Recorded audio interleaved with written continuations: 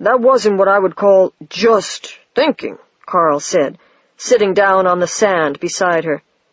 Sometimes I forget what kind of power wizards have when they're kids. Nita saw that Carl's hair was wet. I got you out of the shower, she said. I'm sorry. No, I was out already. It's okay. Where's Tom? Nita said. He has a breakfast meeting with some people at ABC. He asked me to take his calls. Not that I had much choice in your case. You've got big trouble, huh? Tell me about it. She did. It took her a while. Though she braced herself for it, the look of shock on Carl's face when he heard about Nita's accepting the Silent Lord's part was so terrible, she started to leak tears again. Carl sat still while she finished the story. Do your folks know? He said at last. No, Nita said, and I don't think I'm going to tell them. I think Dad suspects, and Mom knows he does and doesn't want to talk to him about it. Carl let out a long breath. I don't know what to tell you, he said. This was not the most encouraging thing Nita had ever heard. A senior wizard always knew what to tell you. Carl, she said, tears still thick in her voice, what can I do? I can't just die. It was the first time she'd actually said the word out loud. It left her shaking all over like the aftermath of a particularly large wizardry, and the tears started coming again. Carl was quiet. Well, yeah, you can, he said at last, gently. People do it all the time, sometimes for much less cause. But there must be something I could do. Carl looked down at the sand. What did you say you were going to do? Nita didn't say anything. They both knew the answer very well. You know what caused this? Carl said. What? Remember the blank check sorcery you did while in the other Manhattan that time? The open-ended request for help? Uh-huh. That kind of spell always says that at some later date you'll be called upon to return the energy you use. Carl looked somber. You got your help, but it must have taken a lot of energy to seal a whole piece of another space away from every other space forever. Nita scrubbed at her eyes, not much liking this line of reasoning. But the spell never said anyone was going to have to die to pay back the price. No. All it said was that you were going to have to pay back the exact amount of energy used up at some future date. And it must have been a very great amount to require a life price to be paid. There's no higher payment that can be made. Carl fell silent a moment, then said, Well, one. And his face shut as if a door had closed behind his eyes. Nita put her head down on her knees again. This wasn't working the way it was supposed to. Carl, there has to be something we could do. The surf crashed for a long time between her words and his. Nita, Carl said finally, no. What you absolutely do not want is something you could do. What you really want is for me to get you off the hook somehow so you don't have to carry through with your promise. Her head snapped up in shock. You mean, Carl, don't you care if I die or not? I care a whole lot. The pain in Carl's voice made it plain that he did. But unfortunately, I also have to tell you the truth. That's what seniors are for. Why do you think we're given so much power to work with? We're paid for what we do, and a lot of it isn't pleasant. Then tell me some truth. Tell me what to do. No, he said gently, never that. 9/10 of the power of wizardry comes from making up your own mind what you're going to do. The rest of it is just mechanics. Carl looked at her with a professional calm that reminded Nita of her family doctor. What I can do is go over your options with you. She nodded. So first, what you'd like to do. You want to break your word and not sing the song. That'd be easy enough to do. You would simply disappear. Stay on land for the next week or so and not have anything further to do with the whales with whom you've been working. That would keep you out of the song proper. You'd be alive 3 days from now. Carl looked out to sea as he spoke, nothing in his expression or his tone of voice hinting at either praise or condemnation. There would naturally be results of that action. For one, you took the celebrant's oath in front of witnesses and called on the powers of wizardry themselves to bring certain things about if you break the oath. They will bring those things about, Nita. The powers don't forget. You'll lose your wizardry.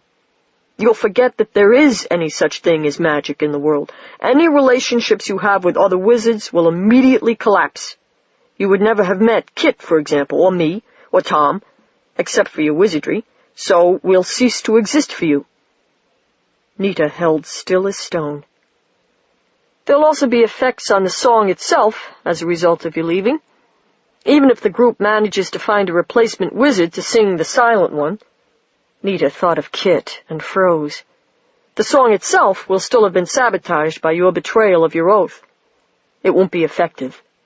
The undersea tremors, the pollution, and the attacks on the whales and all the rest of it will continue.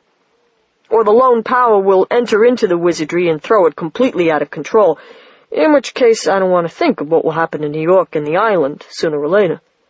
If all the other wizards in the area work together, we might be able to slow it down. But not for long. Carl took a breath. And on top of everything else, breaking the celebrant's oath will also be a violation of the wizard's oath, your oath to assist in slowing down the death of the universe. In your last moment as a wizard, as you lose your magic, you will know, beyond all doubt, that the universe around you is going to die sooner because of your actions. And all through your life, there'll always be something at the bottom of your heart that feels sad, and you'll never be able to get rid of it, or even understand it. Nita didn't move. That was all the bad stuff. On the good side, I can tell you that you probably wouldn't die of the upheavals that will start happening. What you did in Manhattan with Kit wouldn't be forgotten by the powers either. They pay their debts.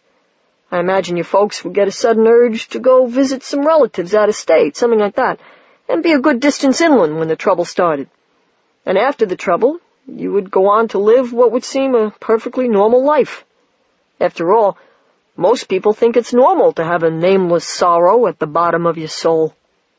You'd grow up and find a job and get married or not and work and play and do all the other things that mortals and wizards do. And then you'd die. Nita was silent. Now the second option, Carl said.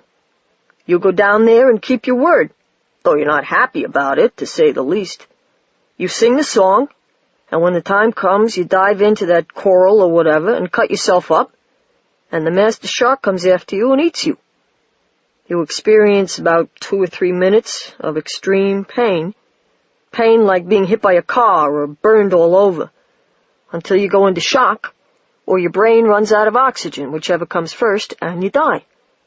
Your parents and friends then have to deal with the fact of your death. Nita's tears started again.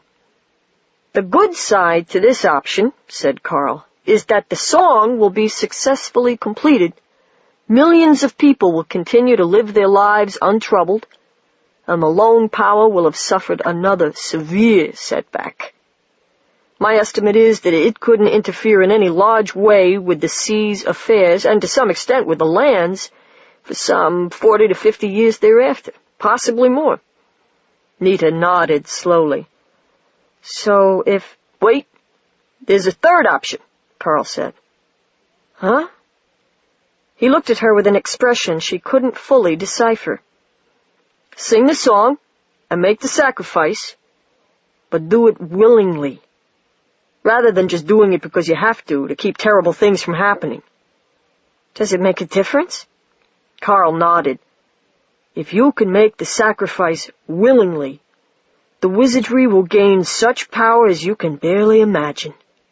The lone one's power is always based on its desire to have its own way in everything. Nothing undermines its workings faster than power turned toward having something be the way someone else wants it. Carl looked hard at her. I have to make real sure you understand this. I'm not talking about the sort of fakery most people mean when they talk about sacrifice. None of that unselfishness business, which usually has the desire for other people to feel guilty or sad hidden at the bottom of it. No being a martyr. That would sabotage a wizardry almost as badly as running out on it. But to willingly give up one's life for the sake of the joy and well-being of others will instantly destroy whatever power the lone one has currently amassed. He glanced away. That doesn't mean you couldn't be afraid and still have it work, by the way. Great, Nita said with a nervous laugh. The important thing is that other times when the sacrifice has been made willingly, there have been fewer wars afterward, less crime, for a long while. The death of things, of the world as a whole, has been slowed. Nita thought of people beating and shooting and stealing from each other. She thought of A-bombs and H-bombs and people starving and poor, and she thought of all that slowed down. But all those troubles and possibilities seemed remote right now compared to her own problem, her own life. I don't know if I could do that, Nita said, scarcely above a whisper. There was a long pause. I don't know if I could either, said Carl, just as quietly. She sat still for a long time. I think— Don't say it, Carl said, shaking his head. You couldn't possibly have decided already, and even if you have— He glanced away. You may change your mind later, and then you'll be saved the embarrassment of having to justify it to me. Later? She looked at him in distress and confusion. You mean you would still talk to me if I— She stopped. Wait a minute. If I don't do it, I won't know you. And if I do do it— There's always time, Heart, Carl said softly. Nita nodded, silent. She had been there once, in that place to which only wizards can find their way while still alive. That terrible and beautiful place where things that are loved are preserved, deathless, perfect, yet still growing and becoming more themselves through moment after timeless moment. After we're alive, then— What's loved, Carl said, lives. She looked at him in a few moments' sorrowful wonder. But sure, she said, you're a senior. You must go there all the time. No. He looked out over the sea. In fact, the higher you're promoted when you're a wizard, the more work you have to do, and the less time you get to spend outside this world except on business. He breathed out and shook his head. I haven't been to Time Heart for a long time, except in dreams. Now it was his turn to sound wistful.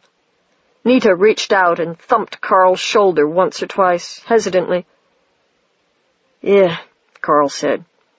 Slowly he stood up and brushed the sand off his towel, then looked down at her. Nita, he said, and his voice was not impassive any more. I'm sorry. Yeah, she said. Call us before you start the song if you can, okay? The New York accent was pronounced and raspy, as if Carl's nose were stuffed.